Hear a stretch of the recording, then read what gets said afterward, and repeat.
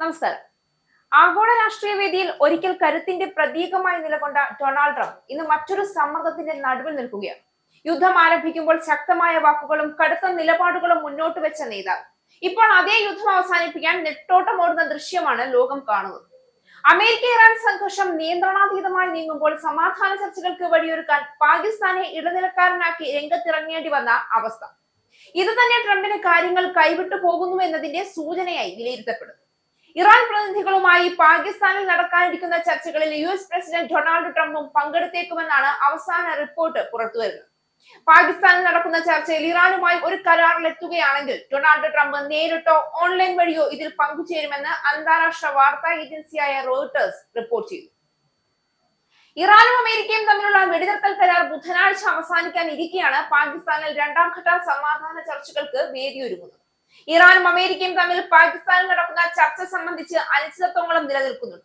ഹോർമൂസിൽ America Iran കപ്പൽ പിടിച്ചെടുത്തതടക്കമുള്ള നടപടികൾ ചൂണ്ടിക്കാട്ടി ഇറാൻ ചർച്ചയിൽ നിന്ന് വിട്ടുനിൽക്കുമെന്നായിരുന്നു നേരത്തെ പുറത്തു വന്ന റിപ്പോർട്ടുകൾ. എന്നാൽ അത്തരമൊരു അന്തിമ തീരുമാനം എടുത്തിട്ടില്ല എന്ന് ഇറാനിലെ മുതിർന്ന ഉദ്യോഗസ്ഥനെ ഉദ്ധരിച്ച് റോയിട്ടേഴ്സ് റിപ്പോർട്ട് ചെയ്തു. ചർച്ചയിൽ പങ്കെടുക്കുന്ന കാര്യം പോസിറ്റീവായി വിശകലനം ചെയ്തു വരികയാണെന്നും ഇറാൻ പ്രതിനിധി പറഞ്ഞു. ഇറാൻ പങ്കെടുത്തേക്കുമെന്ന സൂചനകൾ പുറത്തു വന്നതോടെ ബുധനാഴ്ച തന്നെ പാകിസ്ഥാനിൽ ഇരു രാജ്യങ്ങളും തമ്മിലുള്ള ചർച്ച നടന്നേക്കുമെന്നാണ് വിവരം. ചർച്ച നടക്കുമോ എന്നതിൽ അനിശ്ചിതത്വം തുടരുന്നുണ്ട് എങ്കിലും പാകിസ്ഥാൻ എല്ലാ ഒരുക്കങ്ങളും നടത്തിവരികയാണ് എന്നാണ് റിപ്പോർട്ട്. ഇസ്ലാമാബാദിലെ വിവിധ ഇടങ്ങളിലായി 20,000-ഓളം സുരക്ഷാ ഉദ്യോഗസ്ഥരെയാണ് പാകിസ്ഥാൻ വിന്യസിച്ചിരിക്കുന്നത്. ചർച്ചയ്ക്ക് മുന്നോടിയായി അമേരിക്കൻ സുരക്ഷാ ഉദ്യോഗസ്ഥരും ഇസ്ലാമാബാദിൽ എത്തിയിട്ടുണ്ട്. അതിനിടെ വൈസ് പ്രസിഡന്റ് JD വാൻസ് ഉൾപ്പെടെയുള്ള US സംഘം ചൊവ്വാഴ്ച പാകിസ്ഥാനിലേക്ക് യാത്ര തിരിക്കുമെന്നാണ് റിപ്പോർട്ട്. ഒരിക്കൽ അമേരിക്കയുടെ ശക്തി ലോകത്തെ നിർണ്ണയിക്കുമെന്ന ആത്മവിശ്വാസത്തിൽ മുന്നേറിയ ട്രംപ് ഇന്ന് അതേ ശക്തി ഉപയോഗിച്ച് യുദ്ധം അവസാനിപ്പിക്കാനുള്ള ശ്രമത്തിലാണ്. എന്നാൽ പ്രശ്നം ഇവിടെ തന്നെയാണ്. യുദ്ധം തുടങ്ങുന്നത് എളുപ്പമാണെങ്കിലും അതിനെ നിയന്ത്രിക്കുക അത്ര എളുപ്പമല്ല. ഇറാൻ തുറന്നു പറയുന്നത് സമ്മർദ്ദത്തിനും ഉപരോധങ്ങൾക്ക് മുന്നിൽ വഴങ്ങില്ല എന്നാണ്. അതിനാൽ തന്നെ ചർച്ചകൾക്ക് വേദിയൊരുക്കാനുള്ള അമേരിക്കയുടെ ശ്രമങ്ങൾ ഇപ്പോൾ ഒരു നിർബന്ധിത നീക്കമായി മാറുന്നു.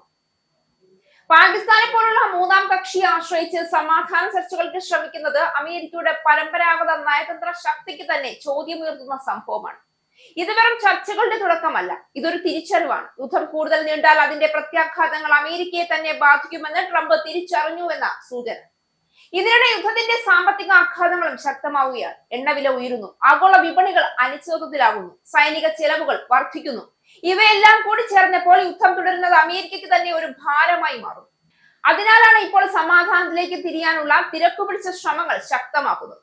എന്നാൽ ലോകം ചോദിക്കുന്ന ഒരു വലിയ ചോദ്യമുണ്ട്. ഇത് യഥാർത്ഥ സമാധാന ശ്രമമാണോ, അല്ലെങ്കിൽ നിയന്ത്രണം നഷ്ടപ്പെട്ട ഒരു യുദ്ധത്തിൽ നിന്ന് രക്ഷപ്പെടാനുള്ള ശ്രമമോ?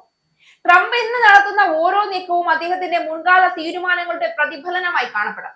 ഇപ്പോൾ ലോകം കാത്തിരിക്കുന്നത് ഒരു ഉത്തരമാണ്. ട്രംപിന് ഈ യുദ്ധം അവസാനിപ്പിക്കാൻ കഴിയുമോ, അല്ലെങ്കിൽ അദ്ദേഹം തന്നെ ആരംഭിച്ച സംഘർഷം അദ്ദേഹത്തിനെ തന്നെ നശിപ്പിക്കുന്ന ഒരു പ്രതിസന്ധിയായി മാറുമോ?